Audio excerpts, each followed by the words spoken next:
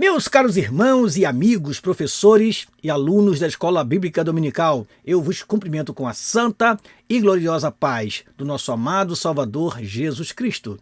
Eis-nos aqui mais uma vez neste canal para vos trazer mais uma lição da Escola Bíblica Dominical. Nesta oportunidade, estudaremos a lição de número 11, que tem como título A Intercessão de Jesus pelos Discípulos. Lembra você que esta lição será estudada no dia 15 de junho de 2025 em nossas escolas bíblicas dominicais. Lembra você também que temos como tema principal deste trimestre o seguinte: E o Verbo se fez carne, Jesus sob o olhar do apóstolo do amor. Portanto, estamos estudando sobre o Evangelho segundo escreveu o apóstolo João. Tem sido lições maravilhosas, nas quais estamos aprendendo sobre como o apóstolo que ficava mais próximo de Jesus relatou os fatos. Nós temos 3 evangelhos chamados evangelhos sinóticos, que não apresentam milagres e fatos que foram relatados por João. João, pela sua proximidade com o Mestre, observou detalhes importantes do ministério de Jesus e os relatou, principalmente os 7 milagres que ele registrou e também as 7 declarações de Jesus como o Eu Sou. Assim, estamos aprendendo nesse semestre sobre isto, como o apóstolo João relatou o ministério do Senhor Jesus Cristo, porque João escreveu este evangelho muito mais tarde, no final do 1º século, e ele escreveu para a igreja, quando algumas heresias já começavam a se infiltrar na igreja, tentando destruir a ortodoxia do ensino sagrado, aquilo que os apóstolos tinham deixado como doutrina dos apóstolos, agora estava sofrendo a ameaça dos gnósticos e outros pensamentos e seitas que surgiram naquela época, tentando desviar a igreja do seu principal fundamento, que é Jesus Cristo, o Senhor. Por isso, estas lições são preciosas, porque ajudam-nos também a fortalecer a nossa fé. E, nesta oportunidade, falaremos de um trecho muito importante, que foi a intercessão de Jesus pelos discípulos. Mas antes de entrar na lição, eu preciso pedir a você, primeiro, que você deixe o seu like, que você compartilhe esta aula com outros irmãos e irmãs. E segundo, peço a você que continue orando por nós, para que nós possamos dar continuidade a esse trabalho e que você também nos acompanhe agora em um momento de oração, porque é importante, quando tratamos de coisas a respeito do reino de Deus, começarmos com oração e assim pedir a bênção do Senhor. Vamos então orar ao nosso Deus? Oremos, pois.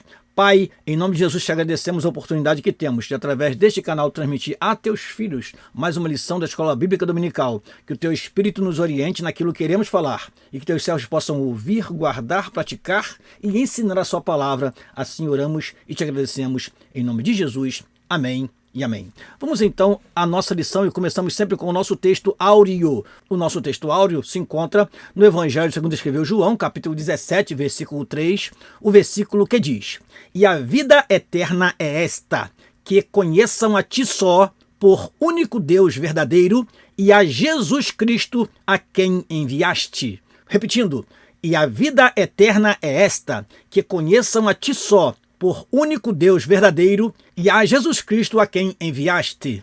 Evangelho segundo escreveu João, capítulo 17, versículo 3. Vamos então à nossa verdade prática. A nossa verdade prática diz assim: a oração que Jesus fez ao Pai em favor de si próprio ou de si mesmo, dos seus discípulos e da sua igreja ressoa ainda nos dias atuais. Repetindo, a oração que Jesus fez ao Pai em favor de si próprio ou em favor de si mesmo, dos seus discípulos e da sua igreja ressoa ainda nos dias atuais. Vamos então à leitura bíblica em classe que se encontra no Evangelho segundo escreveu João, capítulo 17, versículo 1 a 3 e versículos 11 a 17. Vamos, pois, à leitura do texto sagrado. Diz assim a palavra do Senhor.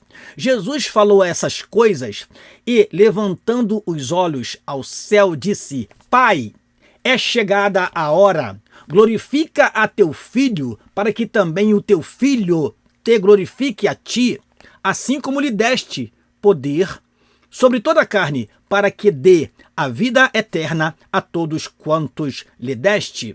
E a vida eterna é esta, que conheçam a ti só por único Deus verdadeiro e a Jesus Cristo, a quem enviaste. E eu já não estou mais no mundo, mas eles estão no mundo. Eu vou para ti, Pai Santo, guarda em teu nome aqueles que me deste, para que sejam um, assim como nós. Estando eu com eles no mundo, guardava-os em teu nome. Tenho guardado aqueles que tu me deste, e nenhum deles se perdeu, senão o filho da perdição, para que a Escritura se cumprisse. Mas agora vou para ti e digo isto no mundo, para que tenham a minha alegria completa em si mesmos. Dei-lhes a tua palavra, e o mundo os odiou, porque não são do mundo, assim como eu não sou do mundo. Não peço que os tires do mundo, mas que os livres do mal. Não são do mundo, como eu do mundo não sou. Santifica-os na verdade, a tua palavra é a verdade. Prosseguindo, vamos para os objetivos da lição. Primeiro, meditar sobre a oração de Jesus pela sua glorificação, que se refere à sua missão redentora. Segundo, examinar a oração pelos discípulos para que sejam protegidos e santificados. Terceiro objetivo, mostrar a oração, e eu acrescento, de Jesus por aqueles que futuramente creriam, evidenciando sua perspectiva eterna.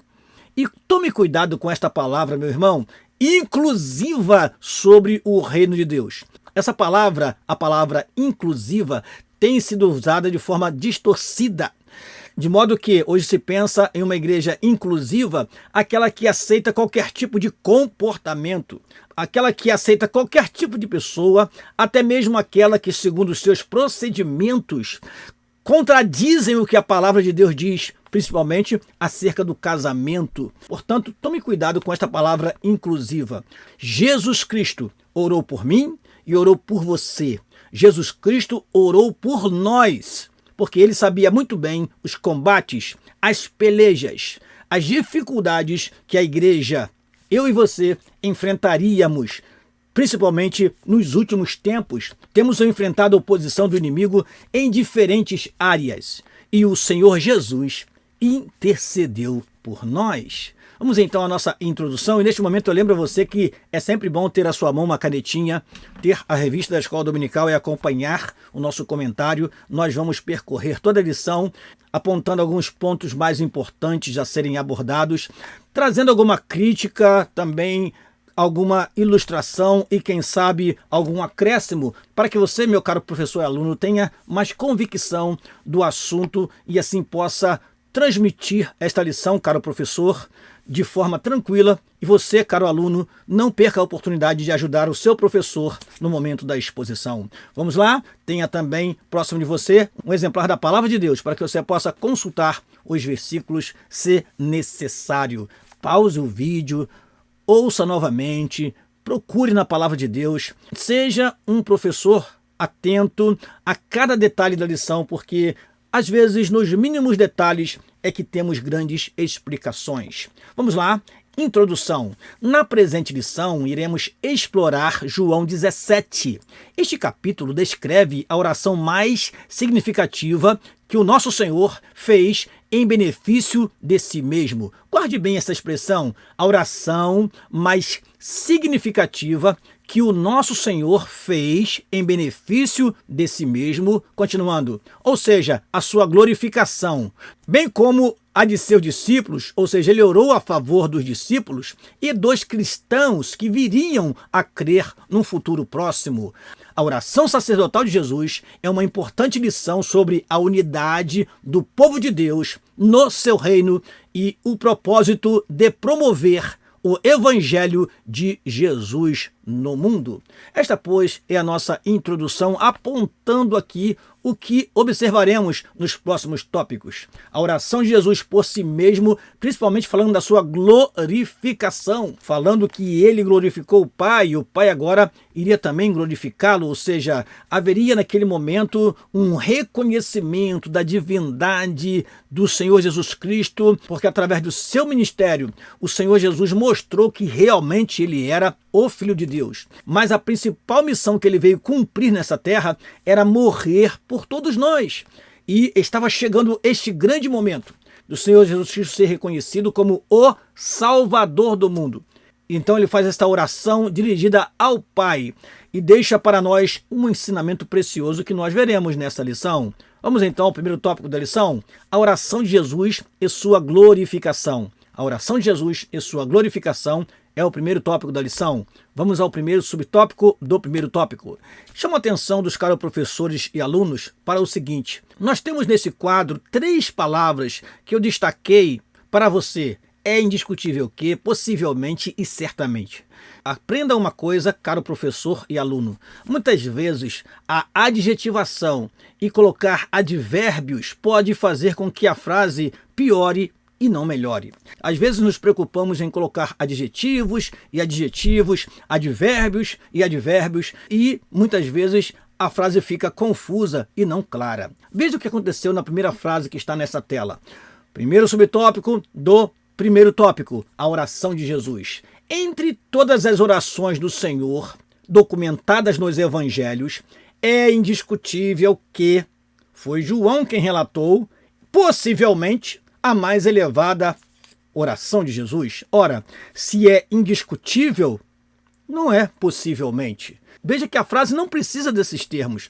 Vou ler para você sem esses 2 termos. Entre todas as orações do Senhor documentadas nos evangelhos, foi João quem relatou a mais elevada oração de Jesus. E isso está de acordo com o que nós vimos em nossa introdução, que diz: este capítulo descreve a oração mais significativa que o nosso Senhor fez. E aí prossegue o texto. Voltando então para o primeiro subtópico do primeiro tópico, temos: no início de João, capítulo 17, versículo 1, está escrito: Jesus falou essas coisas.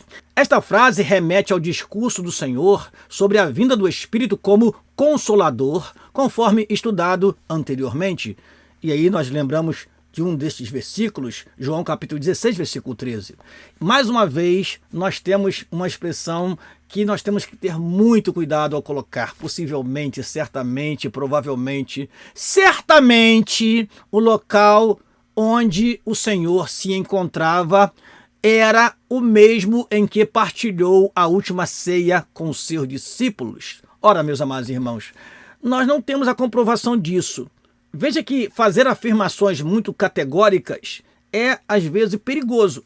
Porque, indiferente do local, a oração foi feita pelo Senhor Jesus Cristo e foi registrada na Palavra de Deus. Certamente, para usarmos certamente, tínhamos que ter alguma prova, alguma evidência. E isso não fica claro no texto. Portanto, deixo esse alerta. Tome cuidado, caro professor, quando usar palavras como indiscutivelmente, possivelmente, certamente, porque elas podem piorar o texto e não melhorá-lo. Prosseguindo, em relação à oração de Jesus, no capítulo 17, os estudiosos costumam se referir a ela como a oração intercessória, ou a oração sacerdotal de Jesus, ou a oração da consagração. Nosso Senhor apresentou essa oração em pelo menos 3 partes. Primeira parte, ele orou por si mesmo. Segunda parte, ele intercedeu pelos seus discípulos que estavam ali ao seu redor. E também fez uma oração pela igreja futura. Portanto, temos 3 partes nessa oração, que é chamada de intercessória, oração sacerdotal ou simplesmente oração de consagração. Vamos então ao segundo subtópico do primeiro tópico, a oração de Jesus pela sua glorificação. Na oração de Jesus pedindo por sua glorificação, havia um significado espiritual mais profundo, que não se tratava de um ato egoísta, Como já abordamos em lições anteriores principalmente, ele estava plenamente ciente de seu ministério e, portanto, da finalidade de sua missão na terra. Assim, em sua conversa direta com o Pai, Jesus declara que é chegada a hora, referindo-se ao momento em que o Pai o glorificaria por meio de seu sacrifício redentor no Calvário. Nosso Senhor expressa: glorifica a teu filho para que também o teu filho te glorifique a ti. Que tipo de glorificação seria essa? Mediante a sua morte, o mundo o conheceria, e nós um dia também o conhecemos, não é verdade? O mundo o conheceria e a vida eterna seria oferecida a todos que o aceitassem como Salvador de suas vidas. Glorificar alguém significa torná-lo conhecido. Jesus seria reconhecido como o Filho de Deus, o Salvador do mundo. Então, esta glorificação não é que Jesus Cristo receberia uma glória aqui na terra, não. Ele seria reconhecido aqui na terra como o Salvador do mundo através do seu sacrifício na cruz do Calvário. E as pessoas salvas em Cristo Jesus glorificariam ao Pai, de modo que o Pai glorifica o Filho e o Filho glorifica o Pai através do sacrifício do Senhor Jesus Cristo na cruz do Calvário. Prosseguindo, terceiro subtópico do primeiro tópico, a mesma glória com o Pai. No versículo 5 está escrito: e agora glorifica-me tu, ó Pai, junto de ti mesmo, com aquela glória que tinha contigo antes que o mundo existisse. Essa referência à glória se relaciona à divindade do nosso Senhor como o Verbo divino antes da sua encarnação. E aqui a gente aprende algo interessante, meus amados irmãos. Quando Jesus Cristo se despojou, ele se despojou da sua glória e não da sua divindade. O que está em Filipenses capítulo 2 é o despojamento da sua glória. Ele deixou a sua glória. E agora, cumprida a sua missão, ele diz: Pai, glorifica-me com aquela glória que tinha contigo antes que o mundo existisse, porque Jesus é eterno como o Pai é. Continuando, na realidade, o que Jesus solicita é a glorificação mútua entre o Filho e o Pai. Somente nosso Senhor, o Filho de Deus, poderia fazer tal pedido por essa glorificação, uma honra que ele possuía antes que o mundo existisse. Uma oração própria do Senhor Jesus Cristo. Ninguém mais poderia orar dessa forma. Prosseguindo, essa declaração evidencia a divindade de Jesus ao revelá-lo como um com o Pai. Assim, com base nessa igualdade com o Pai, o pecador que confessa e se arrepende de seus pecados recebe a vida eterna e conhece pela fé o único Deus verdadeiro e a Jesus Cristo, a quem enviaste ou que o Pai enviou, conforme João capítulo 17, versículo 3. Vamos então à sinopse dessa primeira parte da lição. A oração de Jesus demonstra o seu desejo em glorificar o Pai e reafirmar a glória que compartilha com ele desde toda a eternidade. Repetindo, a oração de Jesus demonstra o seu desejo em glorificar o Pai e reafirmar a glória que compartilha com ele desde toda a eternidade. Mesma glória, sinal que ambos são de mesma essência. O Filho, Jesus Cristo, é Deus como o Pai, como nós já aprendemos em lições anteriores e aprendemos também no trimestre anterior a respeito disso. Vamos então à segunda parte da lição, a oração de Jesus pelos discípulos. A oração de Jesus pelos discípulos é o segundo tópico desta lição. Primeiro subtópico do segundo tópico, intercessão pela proteção dos discípulos. Nos versículos 4 a 8, exceto o versículo 5, Jesus ora como se estivesse apresentando um relato ao Pai sobre tudo o que realizou durante seu ministério na terra. Irmãos amados, professores e alunos, vale a pena ler todo o capítulo 17. É claro que não faremos isso aqui por causa do tempo, mas é importante analisar como Jesus fala da sua obra. Nós temos na nossa leitura bíblica em classe o texto bem reduzido. E você precisa, caro professor, ler todo o capítulo 17 para entender o que realmente o comentarista quer afirmar neste momento. Porque assim está escrito, versículo 4, 6, 7 e 8. Eu glorifiquei-te na terra, tendo consumado a obra que me deste a fazer. Versículo 6. Manifestei o teu nome aos homens que do mundo me deste, eram teus, e tu mos deste e guardaram a tua palavra. Versículo 7. Agora já tenho conhecido que tudo quanto me deste provém de ti. Último versículo, versículo 8. Porque lhes dei as palavras que tu me deste, e eles as receberam e têm verdadeiramente conhecido que saí de ti e creram que me enviaste. Então Jesus está dizendo, Pai, cumpri a minha missão aqui na terra até o momento. É claro que ainda havia a crucificação, a ressurreição, a apresentação de Jesus após a ressurreição, mas ele está dizendo, Pai, eu glorifiquei-te na terra, quando Jesus curava, ressuscitava, quando Jesus transformava vidas no seu ministério, ele estava glorificando ao Pai. Continuando a leitura, no versículo 6, ele intercede pelos seus discípulos e pela unidade entre eles, uma vez que seriam os responsáveis por continuar a obra que Jesus havia iniciado. Para o Pai, o nosso Senhor se refere aos discípulos como homens que do mundo me deste, ou seja, foram comprados, foram resgatados do mundo, e o Senhor entregou ao seu Filho para que eles fossem discipulados, instruídos e preparados para dar continuidade à obra que Jesus Cristo iniciou. O Redentor revela que seus discípulos pertenciam ao Pai e que este os entregou a ele.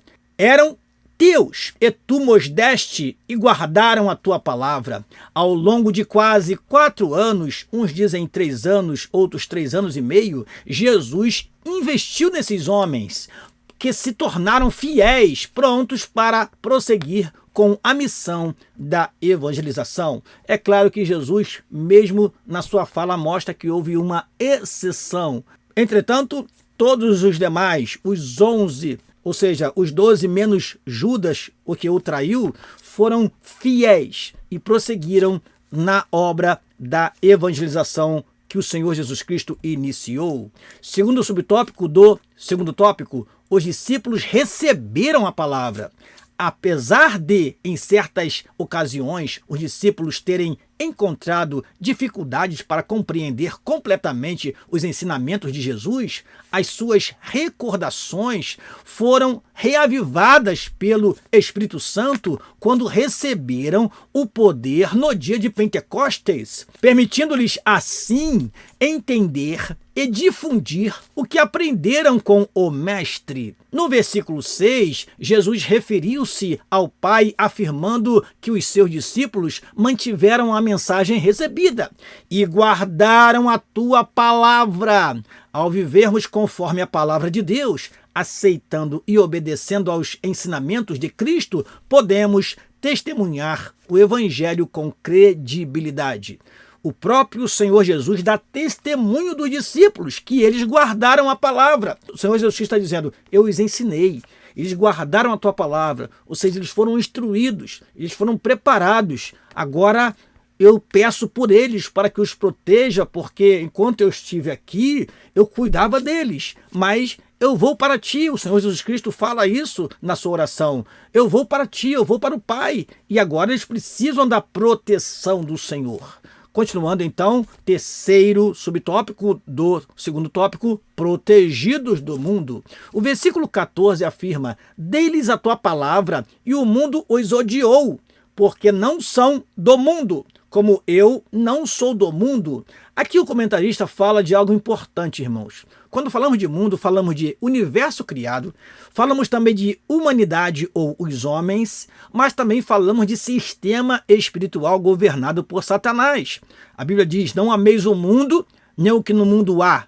Quem ama o mundo, o amor do Pai não está nele. Ora, este mundo é o mundo sistema espiritual.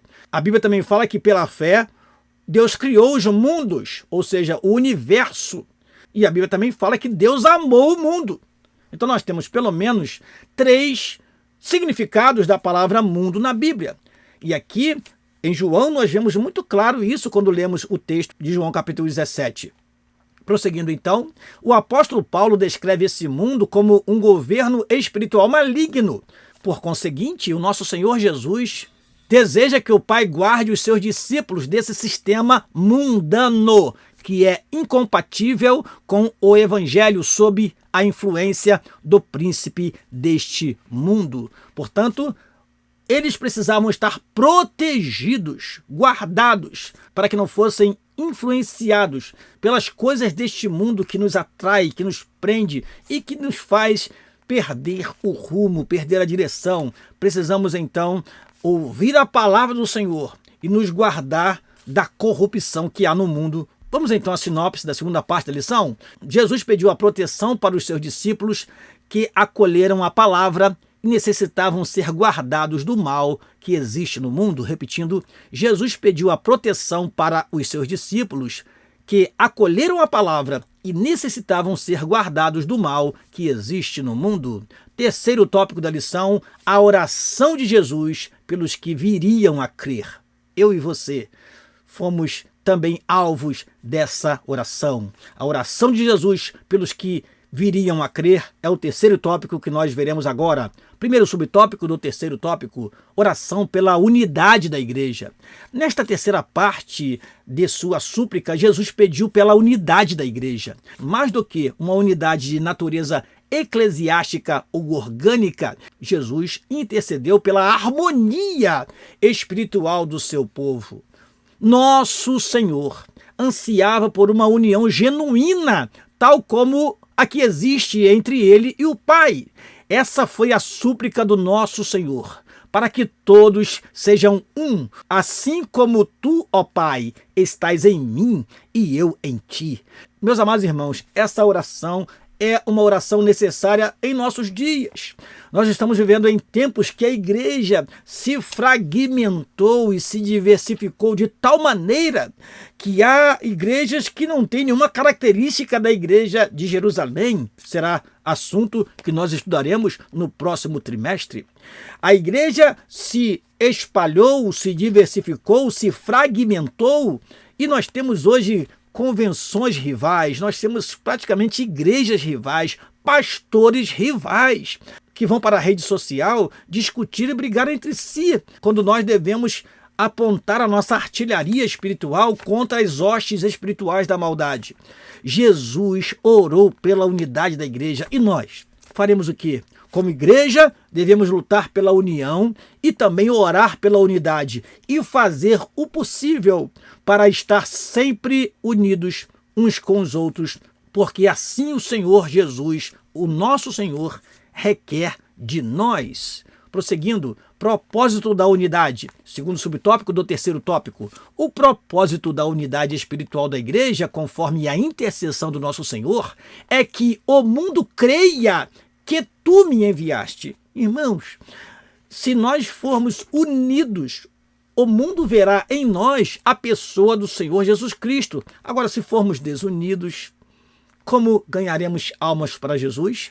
Assim, a igreja revela sua unidade espiritual com Cristo por pelo menos 4 motivos.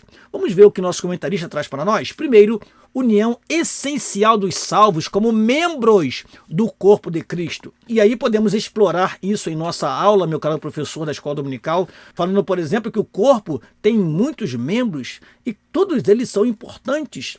Nós não podemos achar que somos melhores do que outros e outros são piores do que nós. Não, somos membros de um corpo. Segundo, união essencial dos salvos promovida pelo conhecimento crescente sobre Jesus Cristo.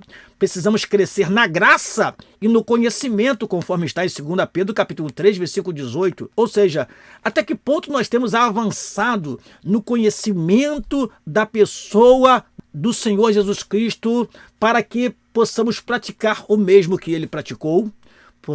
Por isso, o apóstolo Paulo chegou a dizer aos Efésios que nós devemos chegar à estatura de Cristo. Então, até que ponto nós estamos avançando no conhecimento do nosso Senhor Jesus Cristo para sermos semelhantes a Ele? Terceiro, união essencial dos salvos no desenvolvimento do fruto do Espírito. Ora, o fruto do Espírito é o resultado da salvação em nossas vidas. Quem é salvo de fato tem amor, gozo, paz, longanimidade, benignidade, bondade, fé, mansidão e temperança. O fruto do Espírito nasce espontaneamente naquele que verdadeiramente é salvo em Cristo Jesus. E por último, união essencial dos salvos manifestada na glória como filhos de Deus e detentores da vida eterna. Temos que estar unidos, porque o Senhor tem para nós uma vida eterna para sempre com Ele. E se você não suporta o seu irmão aqui na terra, imagine você suportá-lo durante toda a eternidade. Então é melhor você perdoar, amar, caminhar junto, ainda que com lágrimas, ainda com dificuldade, porque todos estamos indo para o mesmo lugar. E lá será eternidade com Deus e com os nossos irmãos. Oração por encorajamento à unidade é a última parte deste último tópico, terceiro subtópico do terceiro tópico. Em João 17, 21 e 22, nosso Senhor roga para que os discípulos sejam incentivados a manter a unidade com Ele. A crença em Cristo como o único e suficiente Salvador é a principal razão da unidade cristã, de modo que os discípulos sejam encorajados a promover este testemunho no mundo. Assim, sem essa unidade de fé, o testemunho perde completamente a sua credibilidade. Então nós precisamos de estar unidos e nós precisamos ser, como diz a nossa revista, encorajados à unidade. Porque, irmãos, uma coisa é a união e outra coisa é a unidade. União são duas partes que se juntam. Unidade é ser um. E nós precisamos ser um com os nossos irmãos. Ainda que seja de outro grupo evangélico, nós temos que ter esse sentimento de unidade, porque o mesmo Espírito que habita em nós habita no coração dos irmãos das nossas igrejas co-irmãs. Amém? Sinopse da última parte da lição. Jesus fez uma oração pela unidade da igreja, promovendo a comunhão entre aqueles que viriam a crer. Repetindo, Jesus fez uma oração pela unidade da igreja, promovendo a comunhão entre aqueles que viriam a crer. Vamos então à nossa conclusão. Diz assim a nossa conclusão: é extraordinário perceber que a oração sacerdotal de Jesus Cristo continua a ressoar nos dias atuais. Fazemos parte do corpo de Cristo e esse privilégio deve manter-nos cientes da nossa função no reino. Por isso, temos a responsabilidade de nos apresentar entusiasmados para testemunhar com coragem o Evangelho, revelando a obra que o Senhor Jesus realizou no Calvário. Amém! Convido você para a próxima lição, a 12ª lição do segundo trimestre de 2025, na qual estudaremos sobre do julgamento à ressurreição. Estamos terminando este trimestre, estamos terminando o estudo acerca do Evangelho segundo escreveu João, e no final nós temos o julgamento de Jesus, a ressurreição de Jesus, a aparição de Jesus, que ainda estudaremos nas próximas lições, e você não pode perder, meu caro professor e aluno da Escola Dominical. Eu espero você aqui. Deus abençoe a todos, em nome de Jesus, que tenhamos uma aula abençoada no dia 15 de junho em nossas escolas dominicais e que você, meu caro irmão, continue com esse desejo de estudar a palavra do Senhor. Estamos terminando o segundo trimestre e quero contar com você aqui também no terceiro trimestre. Que Deus possa te abençoar e que você possa estar mais apto, professor, para lecionar no próximo domingo. E você, caro aluno, esteja bem atento a tudo aquilo que foi falado e ajude, colabore com o seu professor e que todos tenhamos uma aula abençoada. E eu te peço que você continue orando por nós e não se esqueça, você que está conosco até o final, deixe o seu like e compartilhe essa aula com outros irmãos e irmãs. Assim, me despeço de você. Que Deus te abençoe em nome de Jesus. Amém e amém.